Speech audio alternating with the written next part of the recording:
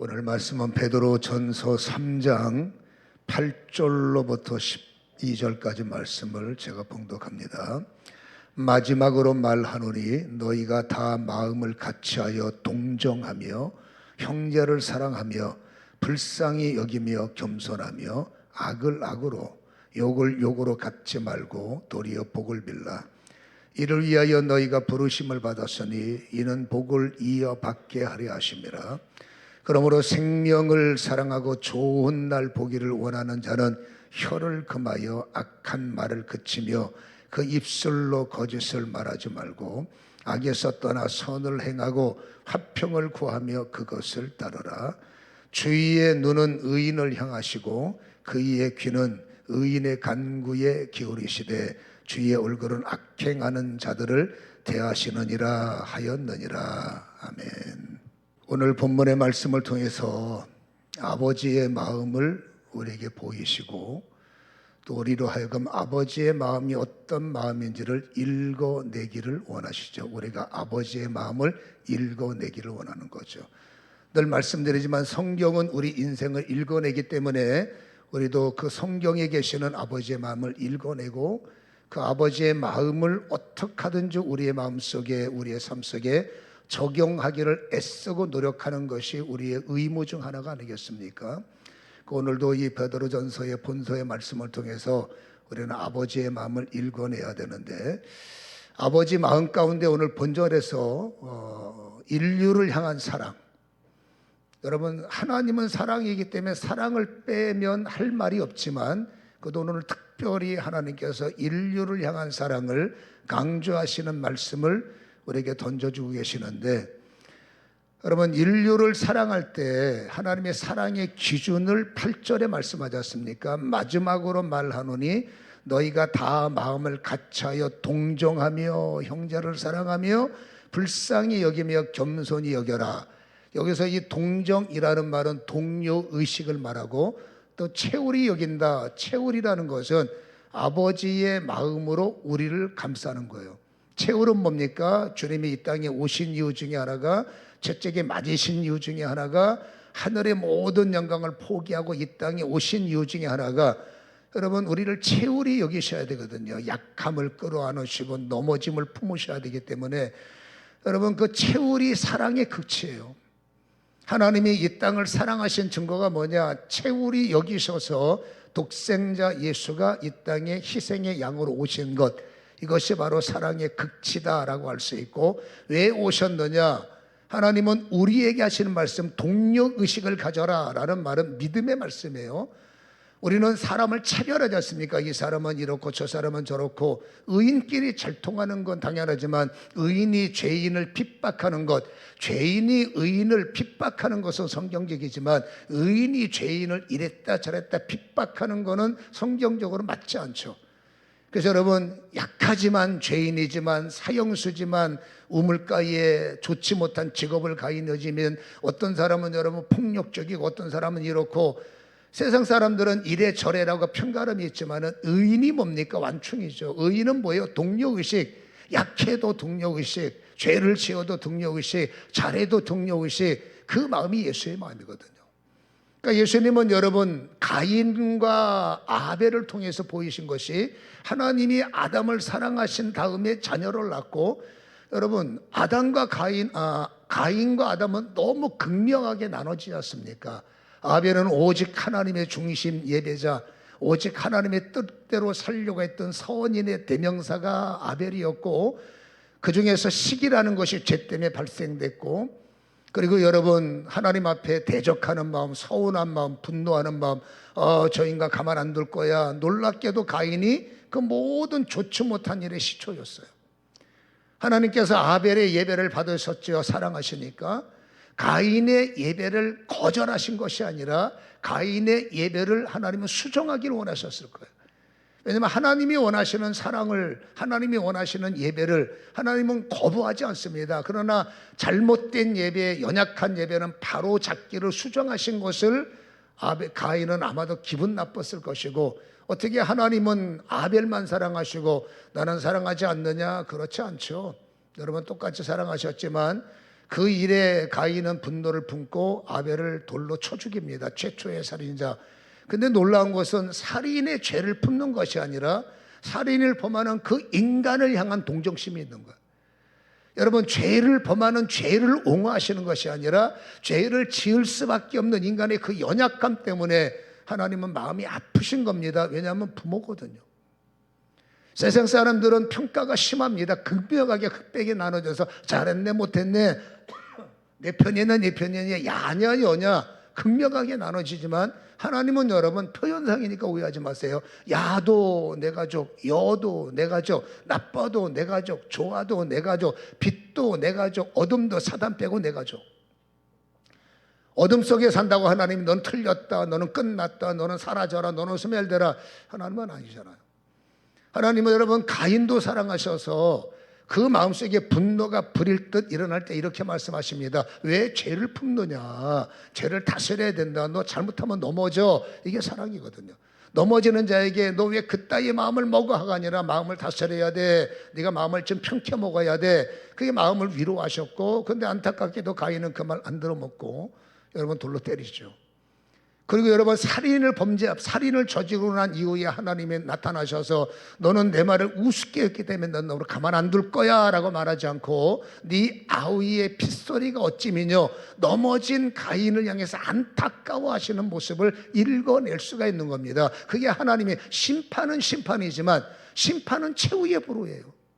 하나님은 덮어놓고 무조건 심판이 아니라 심판하기 전에 경고하시고, 심판하기 전에 말씀하시고, 심판하기 전에 참아주시고, 심판하기 전에 기다려주시고, 기다렸던 마지막 카드가 뭡니까? 심판인데, 그 심판도 버리는 심판이 아니라 회복시키는 심판이요, 돌이키는 심판이요. 이게 뭘까요? 사랑이죠.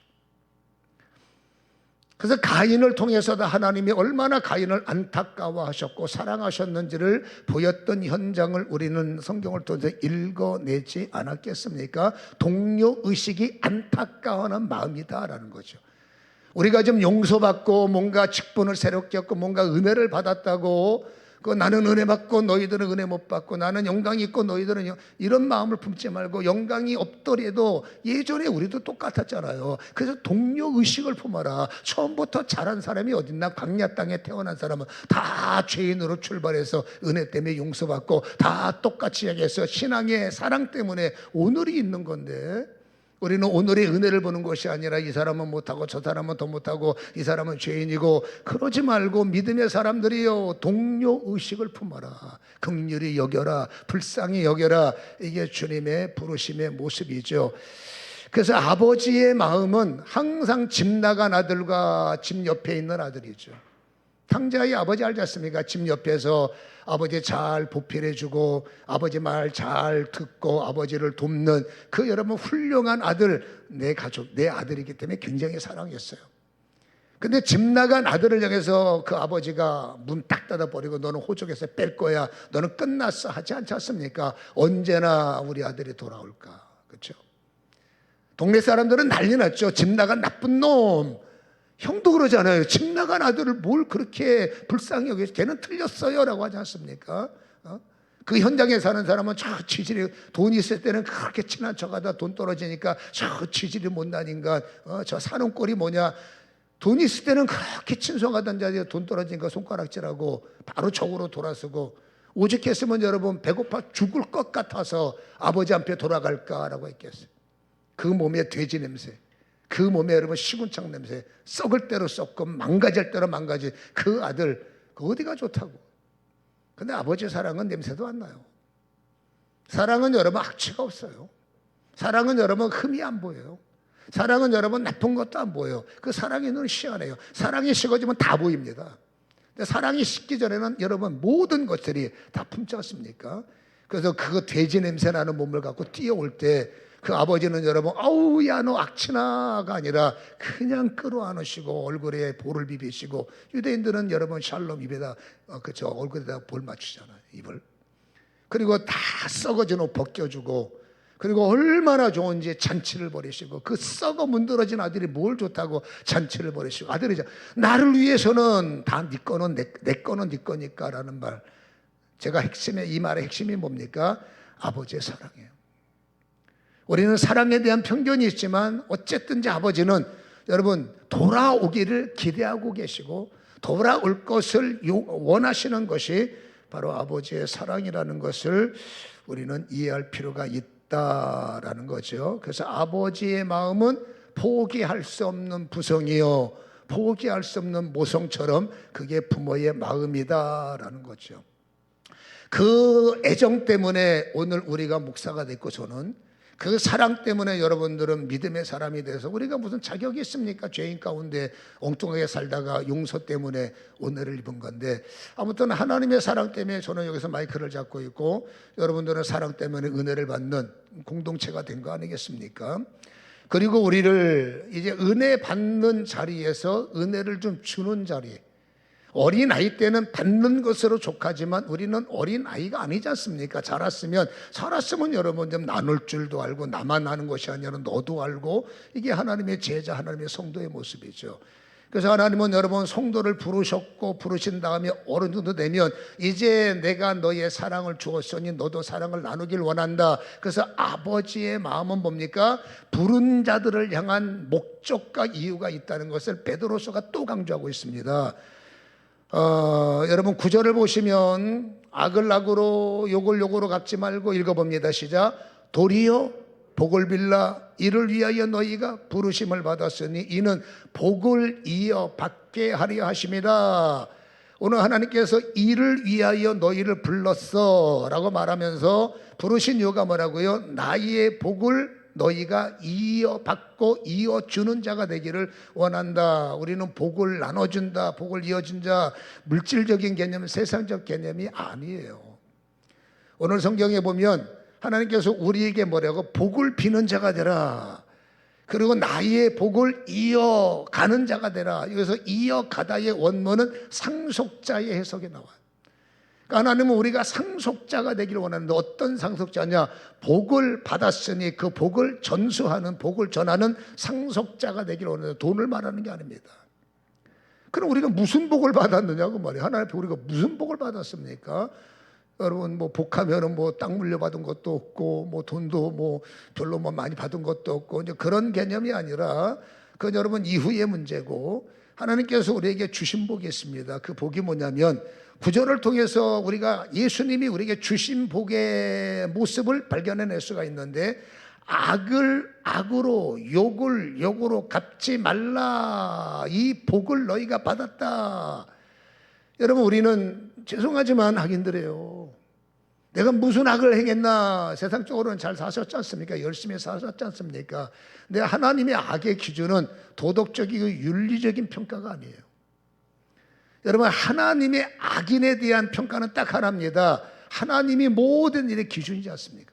성경의 그 일의 진리의 현장이지 않습니까? 그러니까 우리가 성경을 믿느냐 하나님을 믿느냐 여기에 악인과 의인의 기준이 있어요. 세상에서 아무리 선하게 살고 아무리 정말로 사삼 사람들에게 저분 정말로 선인이야 라고 존경을 받고 살아도 참 안타까운 것이 심판해 주는 하나님이거든요. 인류의 시작은 하나님이요 인류의 마침은 하나님이기 때문에 심판의 줄을 모르게 하는 것이 사단의 전술 전략이고 하나님의 에덴 동산은 어떻게든지 쫓아내서 눈이 세상을 향하고 나의 귀는 돈 버는 일에 나의 말초신경은 세상 쾌락에 적게 살게 하는 것, 그 세상 속에 적게 사는 것, 소돔 땅에 가 살아라, 이게 사단의 유혹임을 알지 않습니까? 그래서 여러분 믿음을 한번 본다면 세상에서 효부상을 수백 개 받고 잘했다고 친송상을 수천 개 받았어도 안타깝게 하나님을 모르면 하나님은 죄인이라고 그래요. 한평강도 사랑구실했을까요? 먹고 살기 위해서 여러분 몸을 팔아야 하는 한 여인의 우물가 여인, 여러분 지탄받지 않습니까? 여러분 간음하다 걸린 여인을 어떻게 용서할 수 있습니까? 그 당시 사람도 돌로 쳐버렸어요. 다시 말해서 그 당시의 눈으로 볼 때 사람 같지 않은 사람, 그 당시의 눈으로 볼 때는 같지 않은 사람, 사람 같지 않고 인간 같지 않고 누구 같지 않고, 근데 주님은 여러분 그들을 품어내더라는 겁니다. 주님은 그들을 용서하더라는 겁니다. 개념이 다르다는 거죠. 그래서 우리가 잊지 말아야 할 것은 하나님께서 우리를 부르셔서 여러분 복을 빌라고 말하는 것은 우리도 용서받은 우리도 여러분 용서받은 죄인이었고 우리도 악한 모습으로 살다가 하나님이 나를 위해서 예수를 통해 주신 선물이 뭐냐? 악한 나를 악으로 대하지 않으셨고 늘 욕먹을 수밖에 없는 우리의 영적 행실을 욕하지 않으셨고 어둠 속에 살아서 여러분 사단이 우두머리일 수밖에 없는 나를 포기하지 않으셨고 세상의 쥐염 열매를 내가 먹었지 뭐 주님께서 밀어냈습니까? 세상에서 온갖 쥐염 열매들 술과 마약과 세상의 죄악과 온갖 것들로 찌들 대로 찌든 남들은 겉을 볼 때 몰라요. 그러나 속은 찌들 대로 원망과 불평으로 찌들 대로 찢어서 입만 열면은 여러분 욕하고 이 욕은 여러분 쌍욕을 말하는 게 아닙니다. 원망하고 불평하고 감사의 반대는 욕이거든요. 성경에 보면 이렇게 여러분 세상에 감사를 잊고 기쁨을 잊고 살았던 나를 하나님은 여러분 절대 포기하지 않으셨고 그렇죠? 어둠 속에 살았던 악한 나를 선으로 감싸주셨고 여러분 욕먹으며 살 수밖에 없는 나를 칭찬받는 사람으로 끌어주셨고 이게 뭡니까? 이 두 가지만 가지고도 정말 감사죠. 그렇죠? 이것이 나를 품어주신 아버지의 사랑이고 부르심. 내가 무슨 복을 받았어? 다시 말합니다. 악한 나를 선하게 하셨잖아요. 이제 욕먹는 내가 하나님의 칭송받는 자리에 와서 세상은 잘 모르겠지만 하나님께 예배드리기 시작하고 하나님께 감사라는 말을 쓰기 시작하고 예수라는 이름을 쓰기 시작했으니 이게 여러분 욕된 입술이 복된 입술을 아낀 거죠. 이게 우리가 하나님께 받은 여러분 복이란 말입니다. 하늘의 복. 근데 이제는 너희는 그 복을 비는 자가 되라. 그리고 복을 전달자가 되라. 그 복의 은혜를 누리고 있으니 너희들은 전달자가 되라. 이렇게 말씀을 해주고 있지 않습니까? 어떤 전달자가 되라는 말입니까? 우리가 악인이었을 때 악한 말밖에 몰랐어요. 돈 버는 방법, 재밌게 사는 방법, 어디 골프장 뭐가 얼마, 어디에 백화점에 가면 뭐 몇 프로 세일. 세상 사람한테 유효한 말일 수 있지만 성경으로 볼 때는 의미가 없는 말이죠. 우리는 예전에 여러분 악한 말밖에 몰랐어요. 악이라는 말 오해하지 마세요. 예수와 상관없는 다 세상적인 거, 뭐 말초적인 거 이런 얘기만 계속 드러났는데 이제는 여러분 은혜를 말하라는 거예요. 이제는 복을 말하라는 겁니까? 그 쓸데없이 썩어지고 한 점 잿밖에 안 되는 그것을 말하는 것이 아니라 어떻게 하면 내가 받은 은혜, 어떻게 하면 내가 만난 예수, 그 예수를 전하는 소위 말해서 여러분 악에서 그러니까 내가 받은 선으로 악을 덮는 자 예수님의 선이 악한 나를 덮었기 때문에 이제 하나님이 내게 주신 선으로 악한 나를 덮어서 세상 불필요한 정보가 아니라 사람 살리는 말, 인생이 사는 말, 영원히 사는 말을 전하는 자가 되라 이렇게 주님이 말씀을 하고 계시더라라는 것이죠. 여러분 믿음의 사람들은 항상 어디나 도전적인 것이 있고 감동을 주는 사람이 됐고 관심이라는 말이 맞나요? 저 사람 참 희한한 사람이다. 내가 알고 있는 인간은 저 인간이 아닌데 어디서 저 인간이 옛날에는 여러분 이제 성경적 표현입니다. 악한 말에 능한 자가 뭐 입만 열면 재밌는 말을 하고 그냥 좋은 말 자기들만 쏠깃한 얘기를 주더니 이제 저 인간 만나면 피해야 돼요. 왜? 재미가 없어진 겁니다. 왜? 우리는 선한 말이거든요. 예전에는 입만 열면 그렇게 재밌던 사람이 이제는 입만 열면 뭐 예수가 어떻고 교회가 어떻고 이제는 깊이 연상의 대상이 되지만 영어로 보면 나는 그에게 살리는 말 하는 거예요. 썩을 말을 전달자가 아니라 살리는 말. 그러니까 여러분 예수 믿는 사람은 갑자기 세상 사람한테 인기가 다운되는 건 당연한 거예요. 내가 예수를 믿는데도 여전히 믿지 않는 자들의 인기가 있다. 그들이 예수 말을 막 좋아하고 우리처럼 막 부흥회를 좋아한다면 맞지만 여러분 예수 믿는 내가 그들에게 살리는 말은 하나도 없고 입만 내면 여전히 옛 모습 같고 내가 이번에 골프 쳤는데 난 골프를 전혀 못 치니까 뭔 소리 모르겠지만 뭐 버디가 어떻고 뭐 어쩌고 저쩌고 뭔 말인지 모르겠어요. 뭐 홀인원이 어떻고 그거 얼마입니까? 홀인원 얼마짜리예요 그거? 그런 얘기 막 좋아하고 막 좋아. 그게 사람 사는 맛이다라고 말하지만 믿음으로 볼 때는 그게 무슨 사람 살리는 말입니까? 근데 여러분 복을 빌라고 하는 것은 이제 나는 뭡니까? 결국 예수화가 됐고 사람 살리는 말의 시작이 됐다라는 거죠. 그러니까 여러분 또 이 말은 덮어야 되고 요거도 먹어도 그래. 이게 뭐 욕이 칭찬으로 바뀌었다는 것이에요. 옛날에 욕하면 오늘 너하고 나가 한번 해보자. 네가 죽나 내가 죽나 한번 해보자. 이게 우리의 모습인데 이제 욕이 뭘로 바뀌어? 칭찬으로 바뀌었거든요. 어려운 말이지만 주님이 원하는 우리 입술의 말은 이겁니다. 아유 그래 내가 미안하다. 아유 그래 내가 잘못했다. 내가 더 잘할게. 앞으로 더 잘할게. 미안해. 설교 시간에는 나오는데 평소는 안 나와요. 여러분 기도 시간에는 되는 말이지만 상황에는 잘 안 나와요. 근데 주님은 이게 되기를 원하는 거죠. 세상 말은 점점점 무딘 자가 돼도 영적인 말 용서해주고 품어주고 이해해주고 감싸주는 말에 우리가 하나님의 능통자가 되기를 원한다는 거예요. 그러면 나는 간신거는 옛날엔 저 말 한마디 하면 그냥 뭐 죽기 살기로 저 인간 어떻게 된 일인데 이제 입만 열면 그래 내가 미안하다. 그렇죠? 입에서 욕이 나오지 않고 손 한 말이 나오고 그렇잖아요. 이거는 하나님께서 원하시는 모습으로 만들어져 가는 사람. 근데 이게 참 힘든 게요. 뭐 예수 믿는 사람 언제 맨날 손해만 보고 살고 맨날 뺏겨야 되고 목사님은 힘만 열면 손해봐라 이래. 제가 잘해 저도 못해요. 그러나 그렇게 하라 그러니까 전화 주는 것뿐이지 어떻게 하든지 주님은 손해봐야 된다. 네가 뭐 잘생긴 네가 참으라. 이제 그 말은 맞는 말이죠. 뭐 이래라 저래라 그래라 이거 뭐 얻는 것보다 손해보는 것도 많고.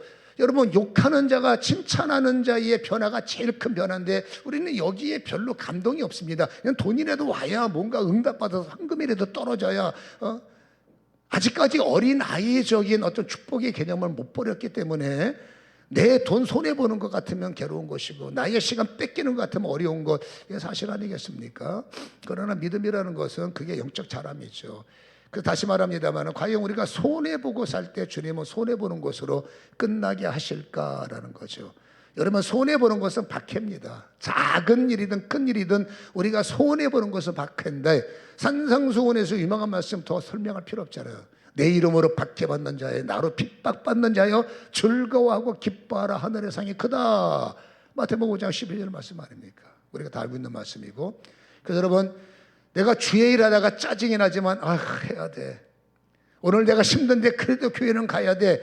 이것도 어찌 보면 여러분 주님 때문에 오는 박해인데 이거를 이길 때마다 하늘의 상이 크다라고 말씀하시고 왜 영적으로 누군가 때문에 내가 양보도 해야 되고 뺏겨야 되고 이거는 하늘이 더 상이 크다라고 말씀하시죠.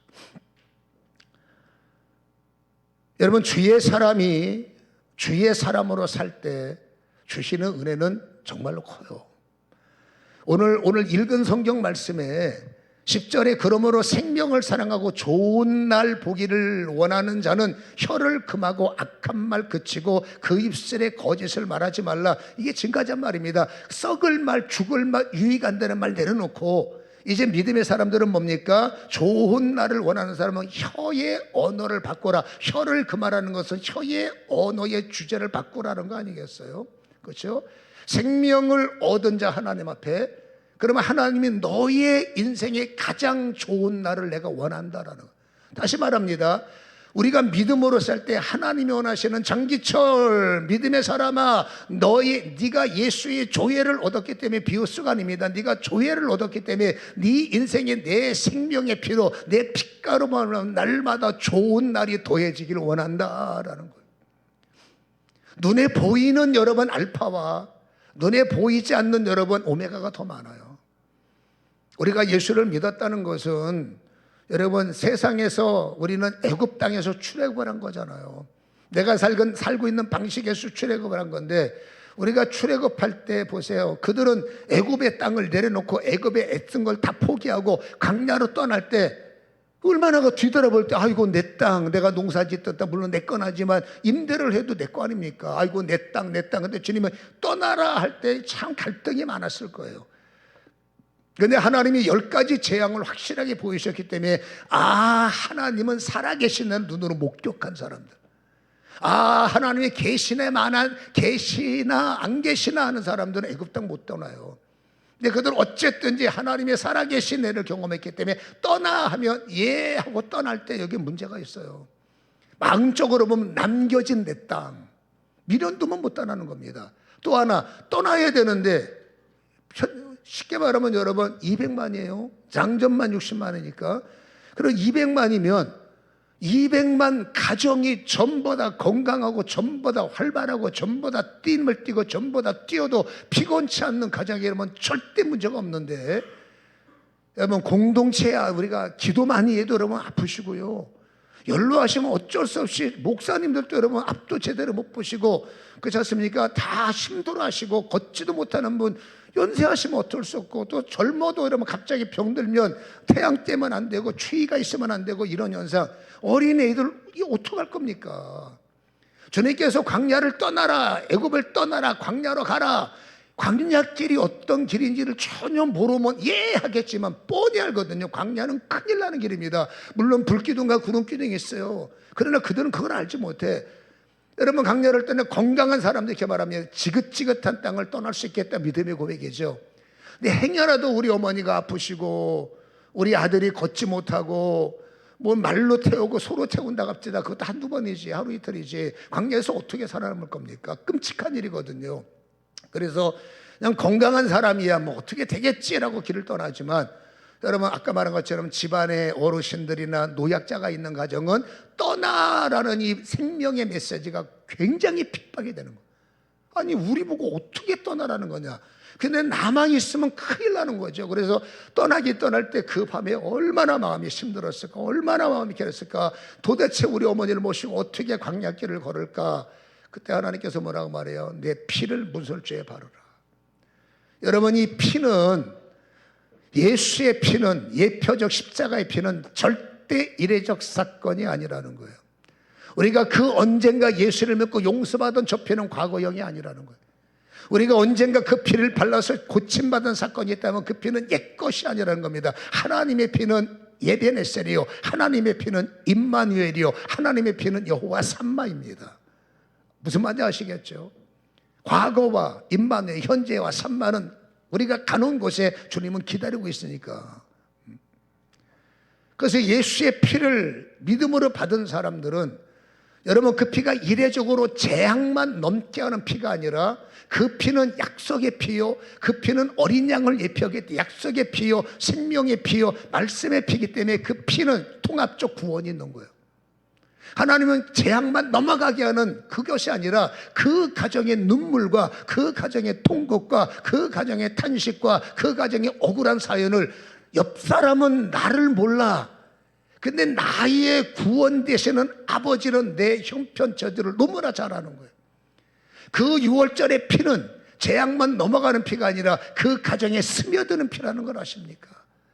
걸어가야 되지만 걷지 못하는 그 가정을 고쳐야 고를 거 아닙니까? 할 수 없는 마음을 할 수 있는 마음으로 바뀌어야 순종할 거 아닙니까? 피는 위대하고 피는 정밀하고 피는 강력합니다. 내가 우리 어머니를 걷게 할 수는 없어요.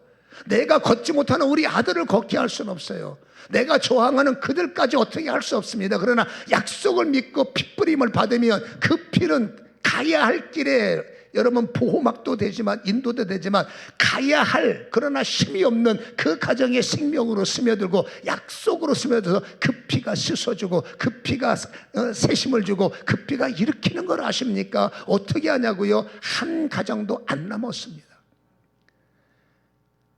한 가정도 여러분 실족한 가정이 없다는 말. 여러분 출애굽기 민수기 다 읽어보세요. 주저앉은 가정이 하나도 전부 다 일어났어요. 이건 우리의 묵상입니다. 갈 수 없는 어르신이 발에 힘을 얻었고 갈 수 없는 아이의 온몸에 힘을 얻었고 그렇게 열나던 열이 사라졌고 묵상해보자는 겁니다. 그게 뭡니까? 피의 능력이에요. 내일 일을 어떻게 살까? 저 뜨거운 태양을 저 추위를 어떻게 할까? 피가 있는 곳을 레드카페예요. 핏뿌림이 있는 곳에 보호막이에요. 핏뿌림은 구원입니다. 피는 완벽한 구원입니다. 피를 의탁하고 길을 갈 때 하나님은 불기둥으로 피를 지키셨고 피를 받고 길을 갈 때 하나님은 구름기둥으로 밤을 여러분 낮을 지키셨고 밤을 지키셔서 피를 믿고 가는 자들에게는 어려움이 없었고 오히려 위기 속에서도 그들은 기적을 경험하며 40년은 좋은 기간은 아니지만 그래도 어쨌든 이 불순종 가운데 그 40년 동안 한 사람도 목말라 죽고 피곤해 죽고 더위에 타 죽고 추위에 얼어 죽고 없잖아요. 그게 피의 정밀함이라는 약속이는 대의 개인적 하나님 내가 등산 가야 되니까 발목에 힘을 주세요. 그런 개인적 말고 대의 하나님의 복음 하나님의 말씀이 증거되는 그 말씀의 대의의 믿음으로 동행하는 자들은 여러분 핏부림을 통해서 하나님의 구원과 하나님의 섬세함이 여러분 넘쳐난다는 사실을 기억하시기를 주님의 이름으로 간절히 소원합니다. 생명에는 무덤에는 생명을 주시고 광야길은 여러분 지치지 않게 하시고 여러분 대적하는 것들은 막아주시고 홍해는 갈라주시고 여리고는 폭삭 주지 않게 하시고 골리앗은 어디 갔나 사라져버리고 아멘. 그게 뭐예요? 핏부림을 받은 자들의 은혜죠. 그래서 이 약속을 다시 한번 가슴에 간직하시기를 내가 주님 만나서 손해볼 것 같아. 손해보는 것 같아도 아마도 얻어내는 은혜가 더 많다는 것을 믿음으로 받아내시기를 주님의 이름으로 간절히 축원합니다. 하나님은 좋은 날을 이어가길 원하는 거예요. 하나님은 손해보는 날을 유지하는 것이 아니라 더 좋은 날이 유지된다. 믿음으로 산다는 게 굉장히 중요한 거예요. 여러분 12절에 주의 눈은 의인을 향하시고 그의 귀는 의인의 간구에 기울여지시되 주의 얼굴은 악행하는 자들을 대하여 하시느니라 그랬는데 주님의 하나님은 항상 눈은 나를 보고 계시고 이 소리는 소리만 듣는 게 아니라 내 마음의 탄식까지도 주님의 귀에 다 들려요. 네 말이 내 귀에 들린 대로 시행하리라 말씀하신 것처럼 우리가 마음속에 신음하는 거, 억울해하는 거, 답답해하는 거, 괴로워하는 거 주님께서 다 읽어내신다는 걸 기억하시고 한 가지 더 중요한 것은 여호와의 얼굴이 악행하는 자들을 대하신다. 이건 심판의 개념은 맞지만 아까 말했죠. 심판은 마지막 보루예요. 마지막 보루가 때리는 겁니다. 하나님은 때리기 전에 경고하시고 때리기 전에 참아주시고 때리기 전에 봐주시고 때리기 전에 품어주시고 남들은 이해할 수 없는 아버지 사랑. 그러니까 하나님은 보세요. 그 죄인이 회개하기를 원하시고 그 죄인이 감동받기를 원하시고 그 죄인이 지옥 들어가기 전에 멈춰서서 돌이키기를 원하시고 아멘. 하나님은 포기가 안 된다니까요. 영혼을 절대 언제 포기하느냐. 죽으면 포기돼요. 근데 숨 넘어갈 때까지 하나님은 포기할 수가 없고 하나님도 역사하시지만 가장 중요한 것은 믿음을 은혜를 받은 주의 종들 집사님들과 하나님의 사람들이 어떻게 하든지 믿는 자 안 믿는 자에게 감동을 주고 덜 믿는 자에게 도전을 주고 약한 자들에게 강함을 주어서 그렇지 않습니까? 우리는 하나님을 믿는 자들은 하나님을 대리하는 얼굴이잖아. 우리 얼굴을 통해서 하나님의 얼굴을 보이고 우리 언어를 통해서 하나님의 말을 전하고 우리의 마음을 통해서 하나님의 성품을 전하는데 뭐 부족하지만 아무튼 하나님은 여러분 이 일을 우리를 통해서 실행하기를 원하시더라라는 것입니다. 그래서 누군가 나를 통해서 도전을 받으면 주님 이렇게 말합니다. 수고했다, 땡큐다. 그렇죠? 너의 수고로 한 사람이 나에게 관심 갖기 시작했다, 고맙다. 너의 참은 말 한마디가 저 사람이 드디어 나한테 눈빛을 보내기 시작했다. 고맙다. 수고했다. 욕 바가지로 얻어먹으면서 저 사람의 마음을 내게 돌렸으니 너 진짜 고맙다. 주님에게 감동을 드려서 손해볼 일이 있겠습니까? 우리의 일은 이제 은혜를 받았기 때문에 살아가는 현장 속에서 하나님이 그렇게 포기 못하는 그 한 영혼이 행여라도 나의 선행과 나의 은혜 하나로 돌이키기를 기대하시는 것이 바로 아버지의 부르심의 목적이라는 것을 기억하시고 여러분 이 말을 좀 잘 묵상하시고 그분들에게 내가 뭘 해야 되는지를 깨닫는 자리가 되기를 주님의 이름으로 간절히 소원합니다. 기도하겠습니다. 하나님이 말합니다. 너는 복의 전달자가 되길 원한다. 너는 나의 상속자가 되길 원한다. 너의 손에는 내가 책임질 것이고 너의 가는 길은 내 피로 덮을 것이다. 내 이름으로 핍박당할 때 너는 피해 보험을 할 것이고 네가 내 이름으로 어려움을 당할 때 나의 이름이 너를 지키리라. 이것은 언약이요 맹세임을 기억하라. 너의 선왕으로 한 사람이 나에게 관심 갖기 원하며 너의 참 안에는 인내 하나가 떠났던 그의 시선이 나에게 돌려진다면 정말로 고맙다. 하나님께서 나에게 고마움을 표시하고 하나님이 날마다 나한테 탄식하는 마음이 아니라 하나님이 나에게 고마워한다는 거 얼마나 이게 은혜가 됩니까? 기왕이면 하나님의 생전에 은혜 받은 나의 아버지 중심에 변화가 일어나게 하시고 선행이 일어나게 하시고 하나님이 원하시는 언어의 사람들로 행동의 사람들로 변화시키시고 우리를 그렇게 다스려 주시옵소서. 아버지 나를 사용하소서. 하나님이 기쁨이 되게 하소서. 하나님의 유익이 되게 하소서. 드릴 거는 이 몸밖에 없습니다. 받아주옵소서. 예수님의 걸어가신 이름으로 기도합니다.